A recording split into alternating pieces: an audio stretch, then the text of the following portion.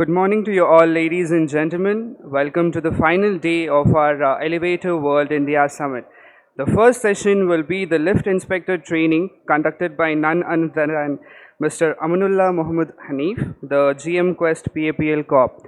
We'll be going to start the session in another 10 minutes, so I would request you all to gather in the conference hall for this wonderful session. Thank you. Good morning, all. My name is Amanullah. I am in this field for past 45 years. I am working in PAPL. So, PAPL exists in apart from India, UAE, United States, and in Singapore.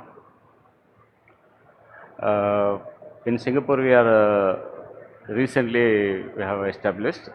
Our activities is going to happen very soon. In UAE, we have already started our business.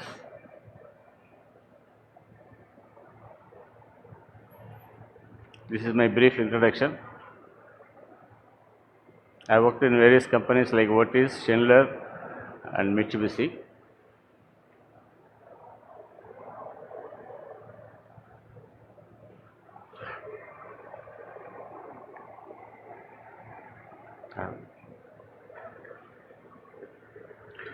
So, PAPL is basically a consultancy company in VT sector. We are doing vertical and horizontal transportation of planning and engineering. Apart from that, we are a certified inspection body. We do MEP design services, building information management, and also IoT based non-invasive remote monitoring system of elevators. These are all our activities.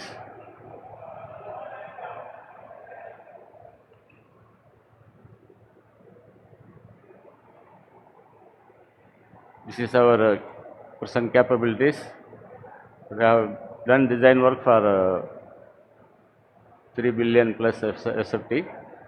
Our team is 47 plus. We are 17 years in this field.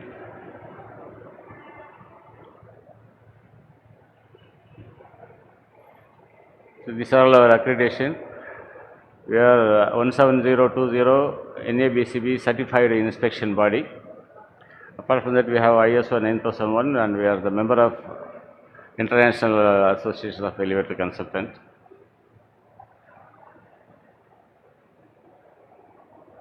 So, you will see about inspection perspectives. So, these are the items we are covering today. Introduction to the latest course, basics of visual inspection, electrical safeties and compliances, mechanical safeties and compliances, civil compliances with respect to spaces, pit, overhead, trapdoors, MCR and access, mandatory safety system, necessity of the calibration, testing procedures of overload, overbalance, traction and brake torque. And finally, we will have a questioning and answer section. So basically, IS 14665 is become obsolete, which has been replaced by IS 17900.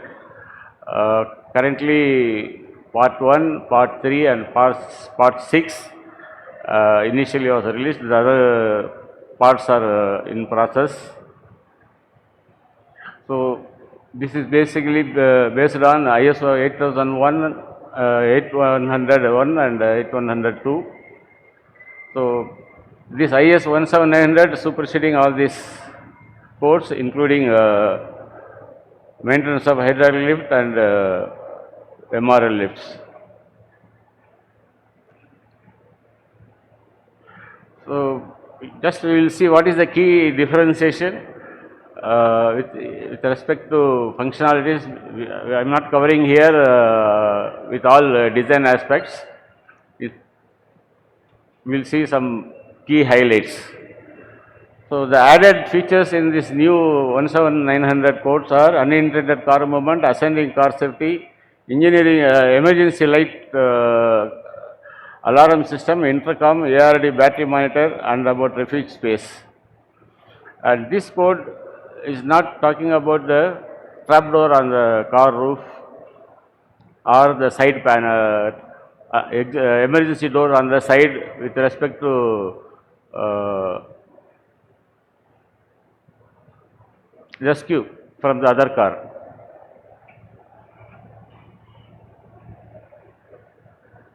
So this 17900 covers, these are all the codes, that is hydraulic, MR lift, ascending safety is added, unintended car movement is added, which was not mentioned in 14665. So only some key factors I am mentioning here.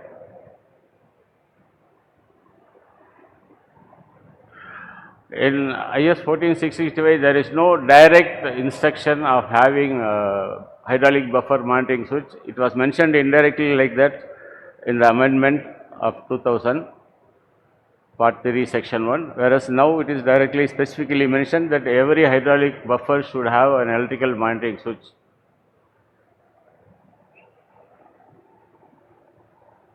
Unintended car movement is added in this code.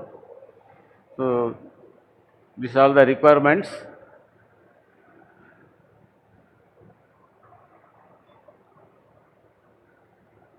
So the lift should be provided with unintended car movement with the combination of devices to save the lift from free fall, excessive speed either downwards or upwards, unintended movement with open doors. In case of hydraulic lift creeping from landing level, there are many combination of components available for protecting from the unintended movement in hydraulic elevators.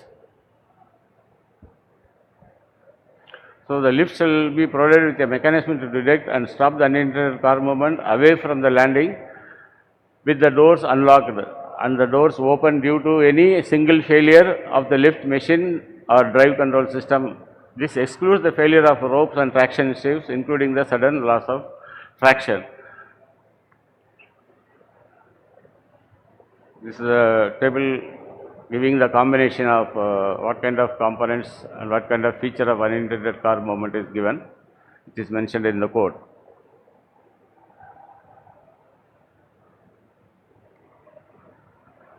It includes safety gear, ascending car safety, overspeed governor and brakes.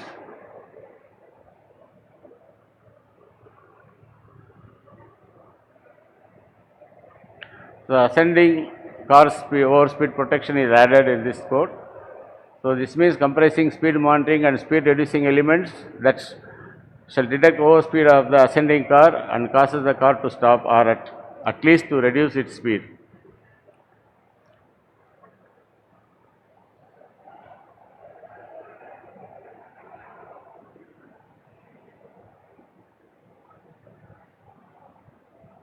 So that means shall act on car, counterweight, rope system, traction shoe, etc.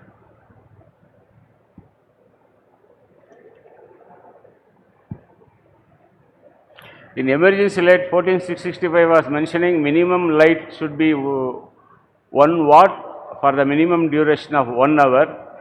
Here it is mentioned in a different, there is a revision, it is 20 lux for 1 hour. That is one. This light should be sufficient so that each alarm initiation device in the car or and on the car roof, the center of the car, the light capacity should be 1 meter above the floor. In the center of the car roof, 1 meter above the floor. These are all the new conditions mentioned in this code, which was not the part of 14665. And similarly, emergency alarm. See, in the emergency light, apart from the cabin, it is asking in the car top also. In emergency alarm, every lift shall be provided with 1 or more alarm bells powered by emergency supply located in the building, audible outside the lift well and operable from inside the car top and pit. So here we see that the addition emergency light access facility should be apart from cabin, it should be in car top as well as in the pit. And intercom system or similar device powered by emergency supply between inside the car, someone outside the security or the BMS, the place from which emergency operation carried out. There is one specific thing, if the lift travel exceeds 15 meter or if the direct acoustic communication in between these points are not possible, intercom is mandatory. Automatic rescue device, there is one additional requirement is added in this code, that there shall be an indicator about warning the low battery level of the ARD, and specifically it is mentioned as it ARD should come into the picture even in one single phase failure or two phase failure apart from the power cut. Also it should work for reversal.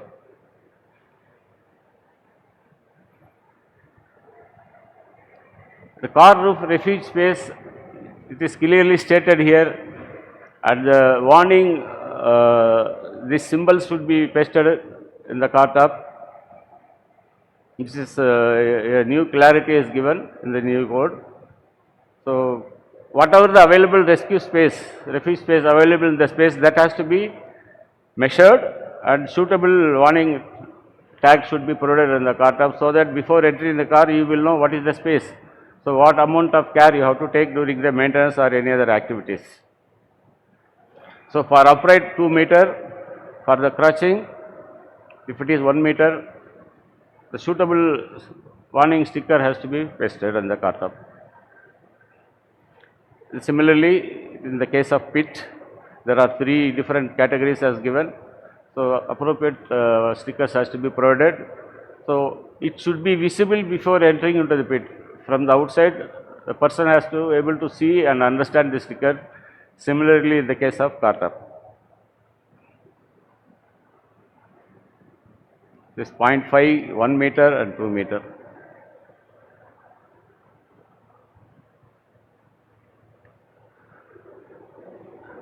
About temperature, it was not mentioned in 14665 and NBC.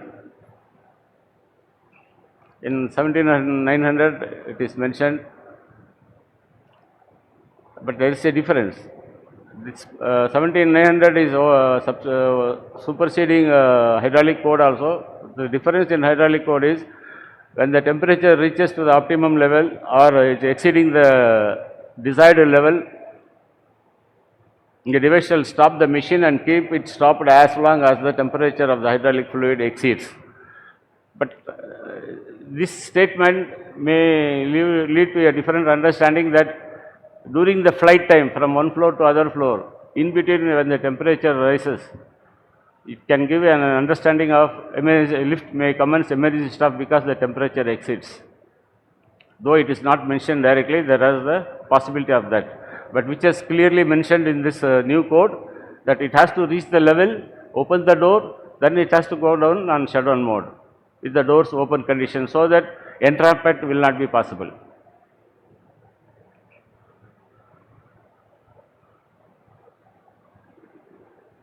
So, basics of visual inspection, being we are a third party also, inspection will be carried out on the vendor and building owners representative, with the presence of these people only. Without building authorities concerned and their presence and OEM's presence, inspection will not be carried out. And the inspector will not physically handle the equipment or touch the components, etc. Evaluations will be conducted by the vendor. The inspector will be only witnessing and recording all the details and the outcomes of the tests. Only calibrated instruments should be used during the inspection.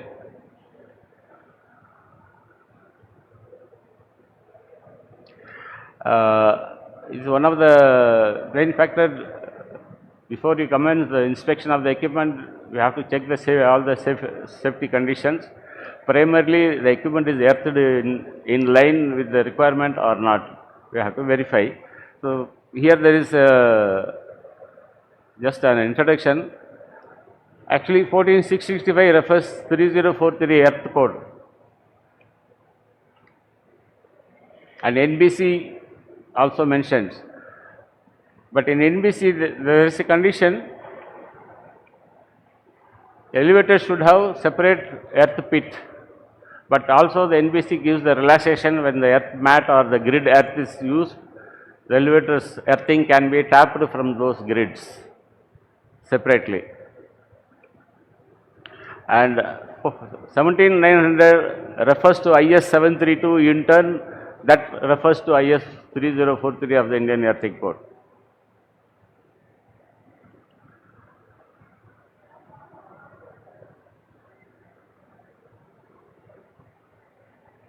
So, the key electrical safety components and compliance: stop switch in the machine room when the machine room is having two different levels, governor overspeed, phase monitor for the non-VVF drive, which indirectly says when you have VVF drive system, your incoming phase sequence, it does not matter, because the inverter output and the output of the VVF drive, it does not represent to the input of the three phase, because it gives its own desired output subject to the required direction of driving the elevator motor.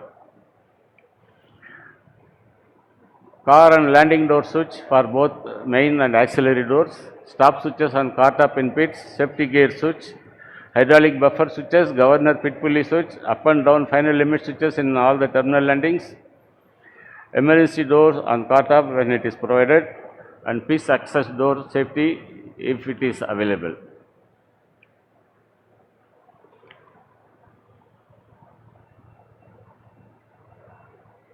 So, in the case of multiple doors, the closed position of the other panels not locked by the locking device shall be proved by an electrical safety. At the same time, the multiple panel entrance doors, if it is linked mechanically in between and ensures that individual movement of the any panel is locked or secured apart from the primary door, then the auxiliary door contacts is not mandatory.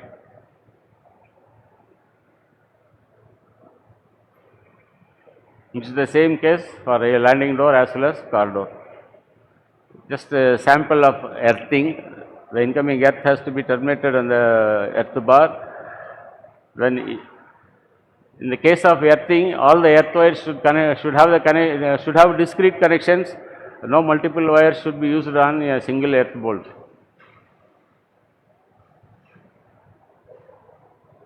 This is an additional stop switch when there is two different level in the machine room. If we have, that is a phase monitor switch relay.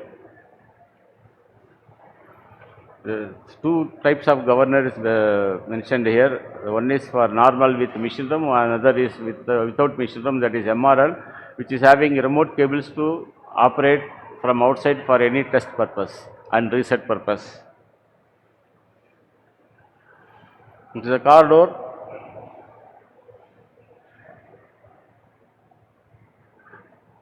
Car door primary door contact and the secondary door contact. Similarly, in the landing door is the primary door contact and the secondary door contact.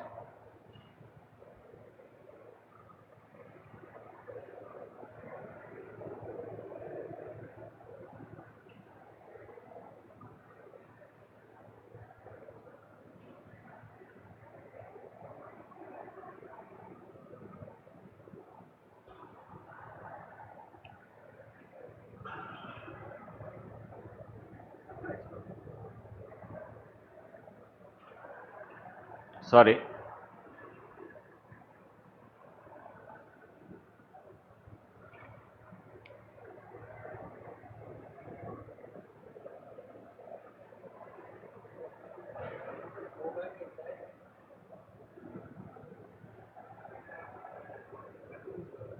Only the pointer.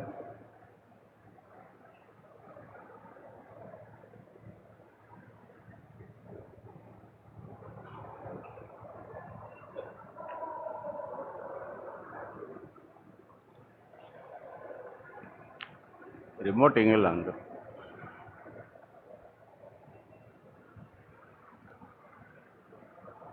Excuse me, sorry for the interruption.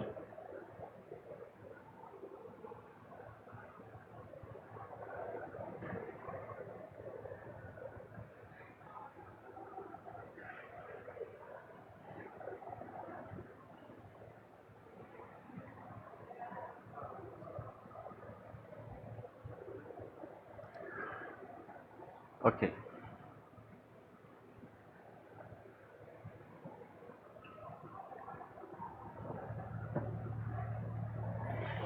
This is part of maintenance switches, lower pit stop switch, upper stop switch.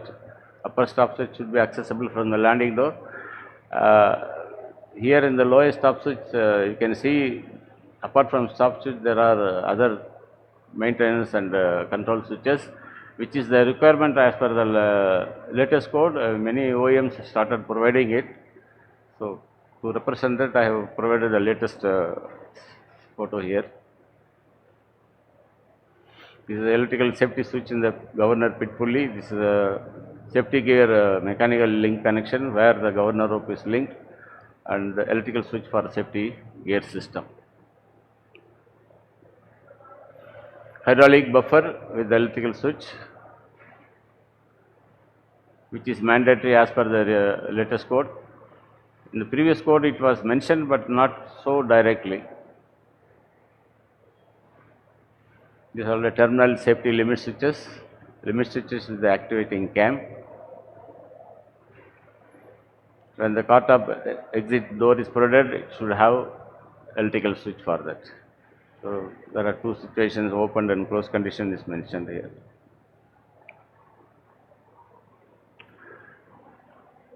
This is, this is the switch only for operating overload condition. The other sensor here, it is a load weighing device. This will work continuously at every load condition from 0 to the rated load. And this is the load weighing device. For every load condition, it gives the information.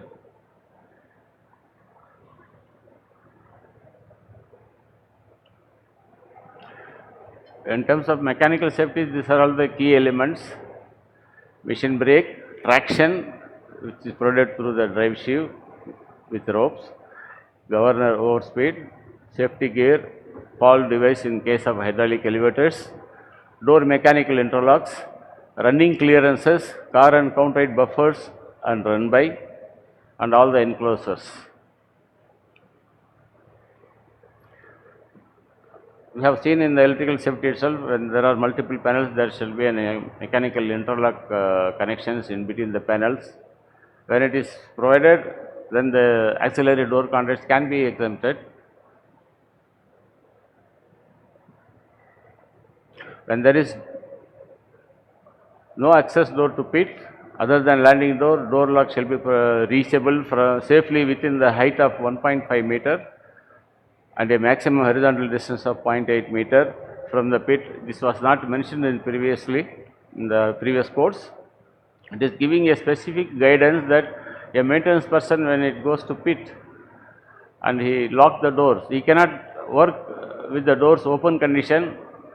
Previously, there was a different method of working, that they provide a barricade at the entrance, and then they keep the doors open and the person will work in the pit, which is also, it is not a foolproof safety protection. Some people may tend to overcome the barricade. So, it is advised to keep the doors closed and locked condition when you are performing any activities in the pit. In that condition, without external help, he should be able to open the door from inside itself, and he should be able to egress the pit safely. That clarity is mentioned in this 17900.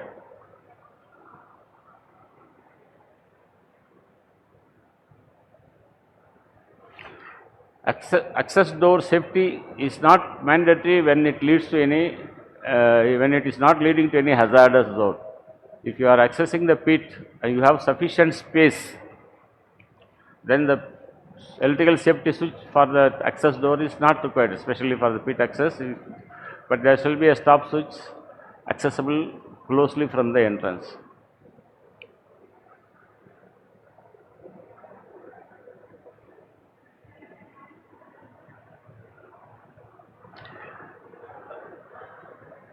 This is the information given. What should be the minimum requirement in terms of high ropes?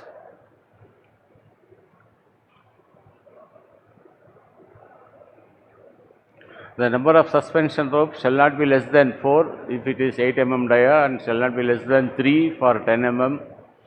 and above ropes. It means beyond 10 mm, any higher capacity size rope also, it shall not be less than 3. And about the coated steel belt, minimum 2.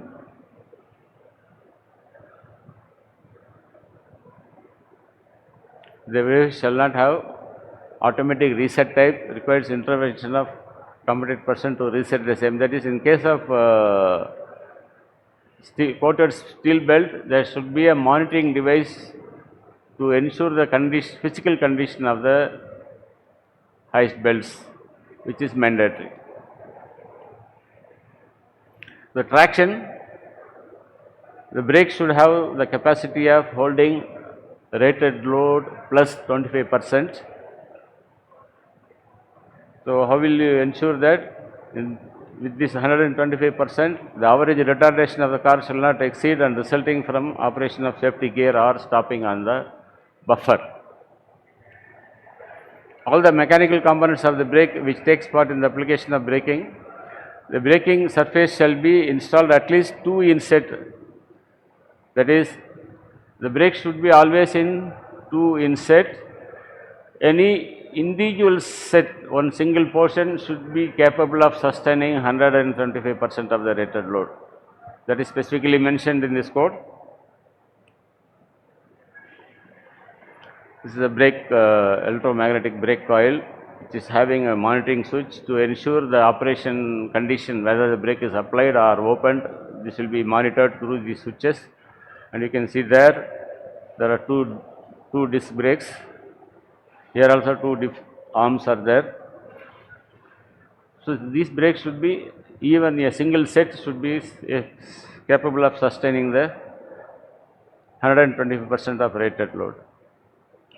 This is the traction sheave with the ropes. See the traction grooves. The normal grooves are, this is different from any normal grooves.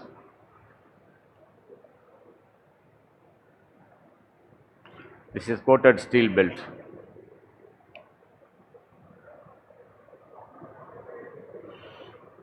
This is a sample device to monitor the rope tension. There are many categories, many models are available in the market. This is a position reading switch which gives the information of the elevator position in which floor as well as it's in idle condition or traveling. Mechanically, these are, when we talk about gaps, when the doors are in closed or open condition, when the imperforated doors are there, at every condition, the gap shall not exceed 6 mm. In closed condition, all the periphery of the entrance entrance doors, bottom and ceiling sides, transom panel side, are in the open condition like this, the gap shall not be exceeding 6 mm. Specific guidance is given, and this is the clearance of landing sill, and this is the gap for entire surrounding of the landing doors, or even car doors, the same situation. So, though we have 30 mm of running clearance from car sill to landing sill, the real clearance will be 10 mm, and with the tolerance of 2 mm plus or minus, it is mandatory, because for high speed elevator actually we have 10 mm running clearance, which we will not see a normal user, they see only 30 mm of sill clearance, and many customers ask why 30 mm, why can't we reduce this gap, which is not at all possible, because the landing roller to car sill gap is 10 mm and door coupler to landing sill is 10 mm, and the engagement of roller with the coupler is 10 mm, if you add it all is 30 mm, which cannot be compromised. Maximum 2 mm error is acceptable. This is a mechanical lock of landing door. There is no primary lock is shown here, this secondary lock is not shown here, no secondary contact, it is only a primary mechanical lock along with electrical contact. The type of safety gear, it is a progressive type.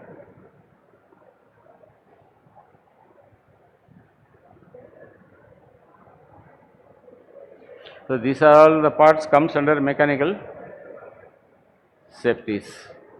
This is a governor, this is the safety gear assembly of counterweight.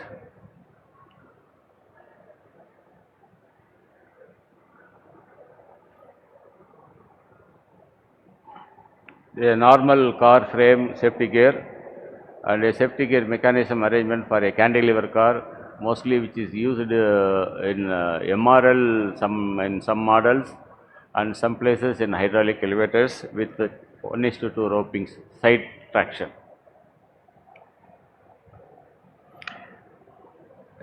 In terms of mechanical safety, all rotating parts should be guarded. You see, one is guarded here, one is unguarded. Any falling objects on the top of the sheave will entangle with the sheave grooves and rope. It will cause damage to the rope as well as it will cause the displacement of the rope from its post chain in spite of having mechanical rope guards.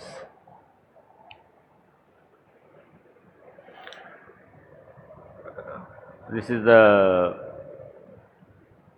rupture valve which is mounted directly to the piston body.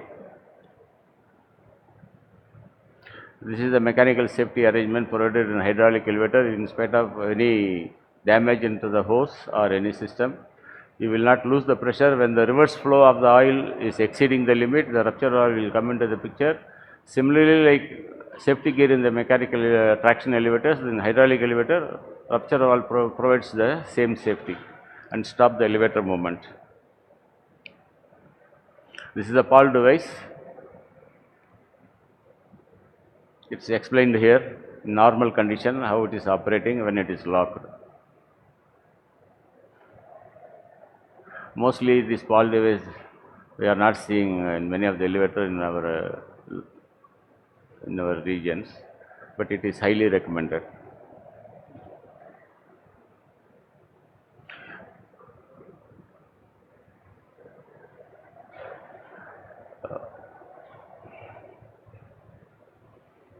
Normally in hydraulic elevator, when it is in idle condition in any upper landings, there is a tendency or there will be a minor leaking of oil and slowly the cabin will be lowering from the level, for which in every hydraulic elevator there is a releveling mechanism. So a slight creeping down, the releveling operation will start and maintain the elevator. But even as per the code and the general recommendation, when there is no usage in hydraulic elevators, it is recommended to dispatch the lift to the lowest landing and park there itself, not to leave on the top floor.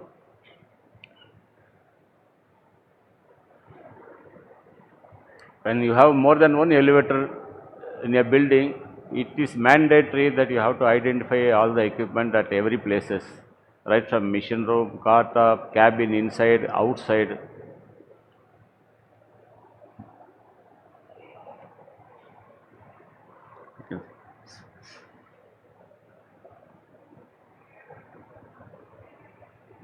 There is no safety guard in this, the other photo.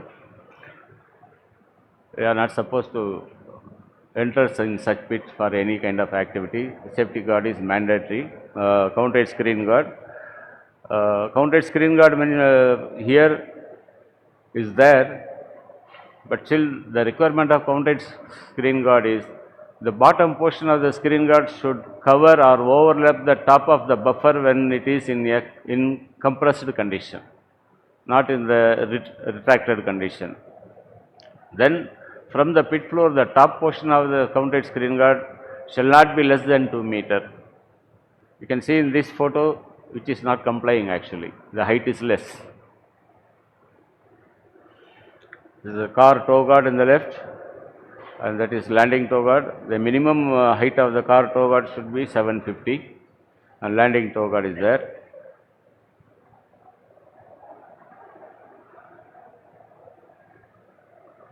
So these are the civil dimensions, a guideline here. The clear height of the room. I have given a comparison here what each code mentions.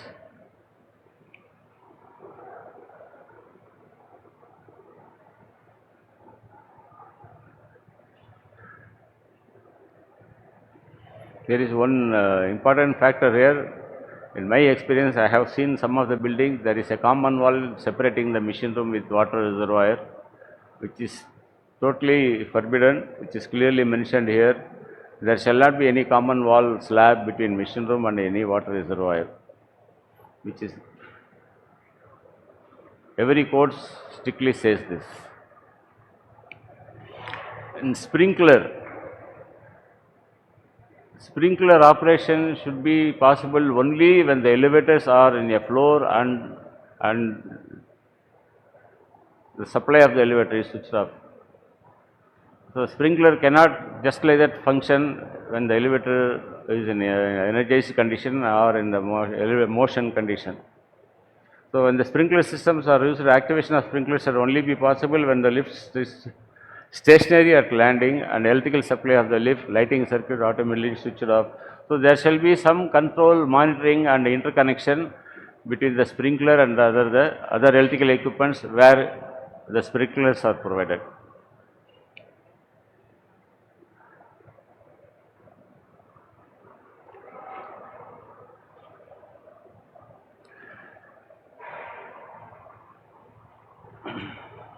You can say the amendment of 1463 says, apart from the strength of the pit floor, either there shall be solid pier below the counterweight buffer, or counterweight shall be equipped with safety gear.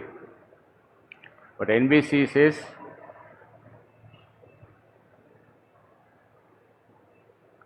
apart from the floor strength, counterweight shall be equipped with safety gear, additionally double slab.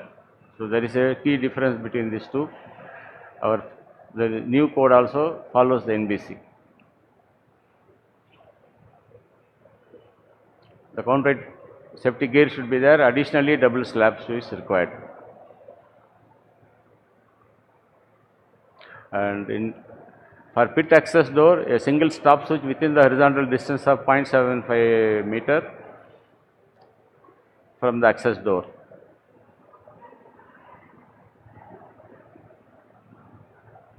Different kind of pit access ladders are accepted as per code. So even a portable ladder is accepted. You can see this here, the last bottom. When there are two landing doors at pit floor, any one door should be considered as a access door. Your all access provisions, facilities, stop switches should be installed only on that specific door. The other door is not an accessible door for pit access. So we have to consider any one door, all the provisions should be provided at that one side door only, not on the other door. So these are all the mandatory safety systems in the elevator, that is primarily machine buffer, machine brake, overspeed. When we talk about machine brake, it's a part of traction, landing and car door interlocking devices, safety gear, final limit switches, rupture valve or one-way restrictor in case of hydraulic, uninterrupted car movement protection, and programmable electronic system in safety related applications, manual rescue systems.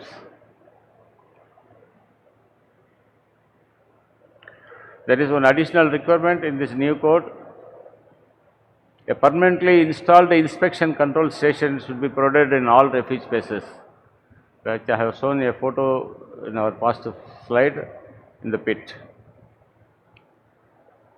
Previously it was only stop switch, but now it is requiring additional control station so that you can operate the elevator from the refuge space. So what is the necessity of calibration? It is a mandatory requirement. The primary significance of calibration is it maintains the accuracy and reliability, standardization and repeatability in measurement, assuring reliable benchmarks and results. Without regular calibration, equipment can fall out of spec, provide inaccurate measurement and threaten quality, safety and equipment longevity. So the course provides the guidelines what is the acceptable errors during the calibration.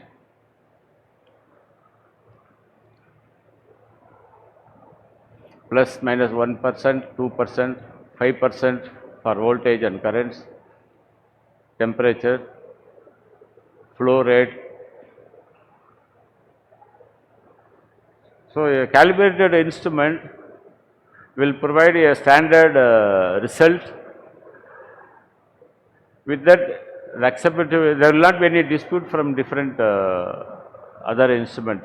We need not have to consider any uncalibrated instrument. So, it gives a perfect and standard output without any second thought.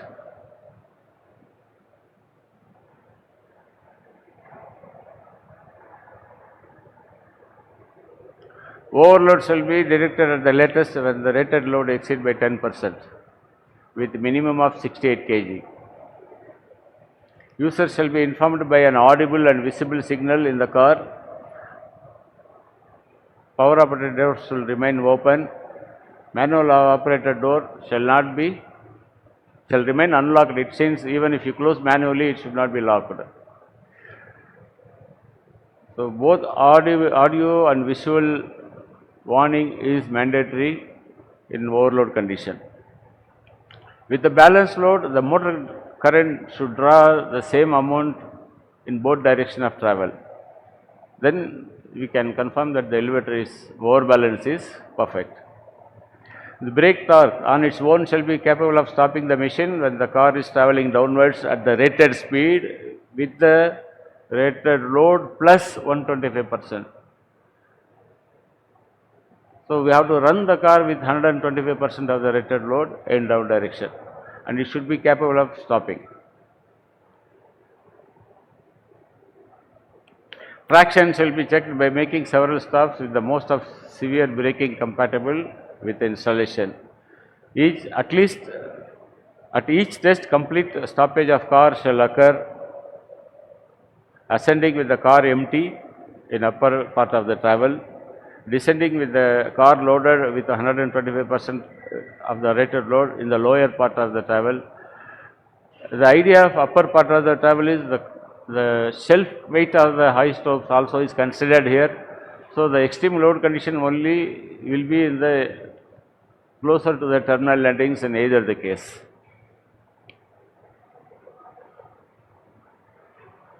Overload display, there shall be an audio buzzer. These are all some good practices shown here. This is the machine room.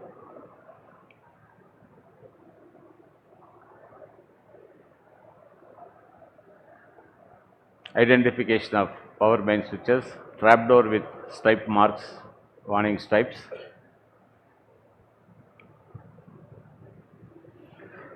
Instruction for manual rescue should be displayed in the machine room. Fire extinguisher, guarding of rotating parts in the machine room.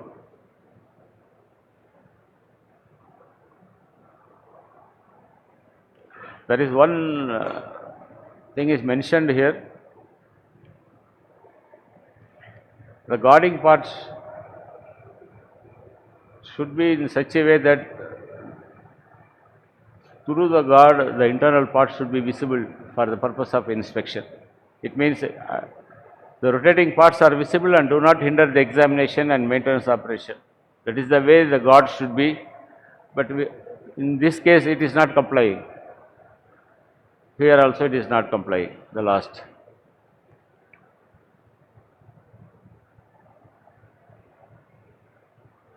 Even nip guards are accepted. The courts gives this provision. Previously there was some debate always, it should be partial guard or full guard, but the standard says nip guard is acceptable.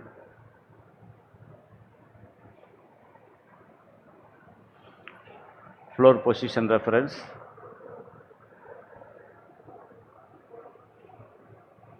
Identification of cabin and landings.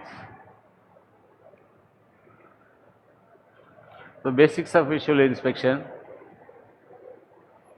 we already discussed this during the other content. Earthing, independent power main switch for 3-phase, single phase of cabin, shaft lights as well as in the for the machine room. independent power main control for machine room lighting and AC, provision of safe access to the machine room, source of earth conductors are terminated on earth bar. Machine room lighting should be sufficient. If the machine room is not common to several lifts, the control mechanism of the main switches shall allow the lift concerned to be identified easily. This is identification. Rotating parts should be guarded. Alignment and operation of the machine governor, all parts should be easily accessible. There shall not be any abnormal heat or noise in the machine. Machine room shall not be used for any other purpose other than lift. Even as an access, no other area should be accessible through machine room. In some places I have seen there is an access provided in the machine room. People enter in the machine room and egress outside for different purpose, which is not acceptable. Cabin panels are intact and provided with ventilation.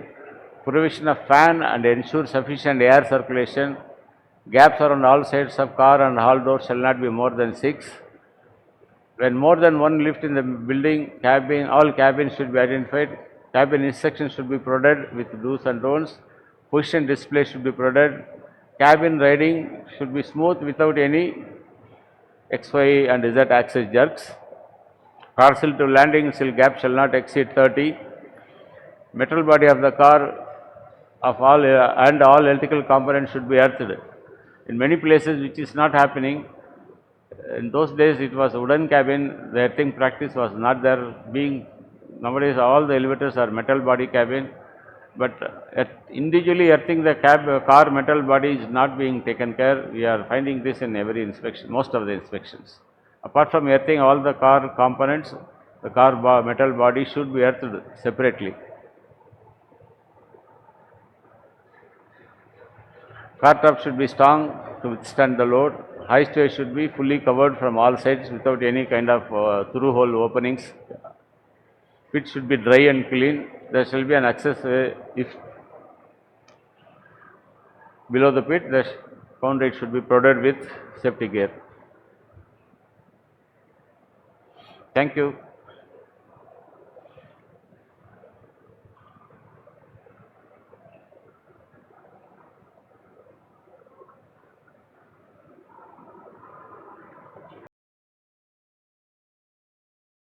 One is related to safety gear test in IS standards, which is released newly. How you are going to do it, like normal load and normal speed? Safety gear test. Safety gear operation, Yes. you are talking about? Yes. How to test? Yes. Safety gear should be operated at rated speed with the rated load in down direction. Thank you, sir. In all new elevators, it is mandatory at least once you are supposed to test the safety gears with full load and normal speed in down direction. Thank you, sir.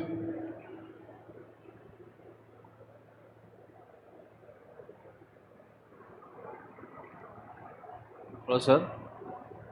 For hanging pits, if double slab is provided, counterweight safety is to be provided, or It should be provided, that is what the standard says. Apart from counterweight safety gear, you have to provide double slab for hanging pit. It is or it should be both? No, and And counted safety gear and provision of double slab is mandatory. 17900 is asking that only. thank you. Thank you. Hello, sir. Sir, for hydraulic elevators, what will be the minimum pit requirement, sir, for home lifts? Minimum Hydraulic. pit requirement. Yes, for hydraulics. Working in hydraulic pit is a different condition, number one. For home elevators. For home elevators. Yeah.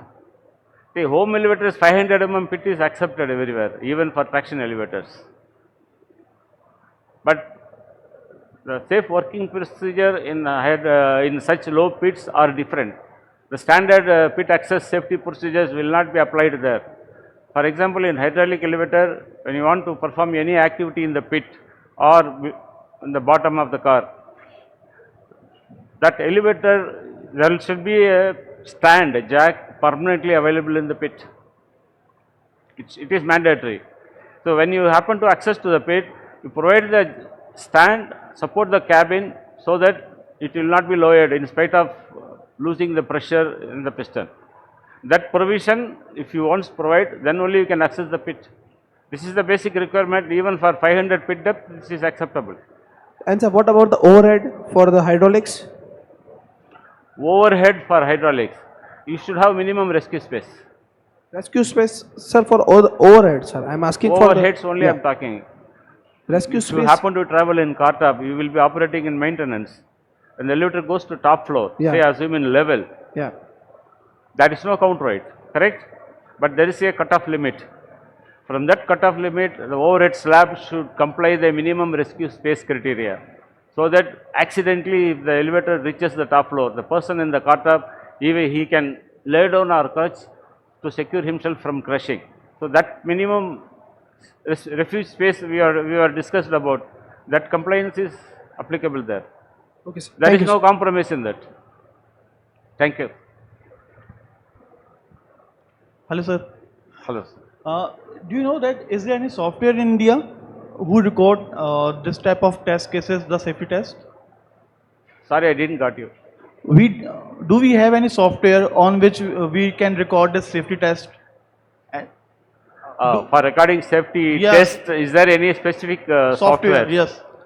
I have no information currently. Sorry. Okay, no, sir. Thank you. Do you have any other questions? No, okay.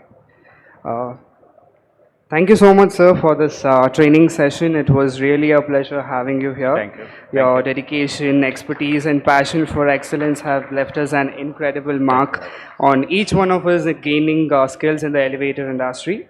Once again, we extend our heartfelt thanks to Mr. Sir for his commitment and excellence, for our generosity sharing his expertise with us. Thank you, sir. Now I call upon Mr. Raghunath sir, the Director of Virgo Communications and Exhibitions, to please come up on the stage and present a token of gratitude to Mr. Haneef. Can we have a round of applause?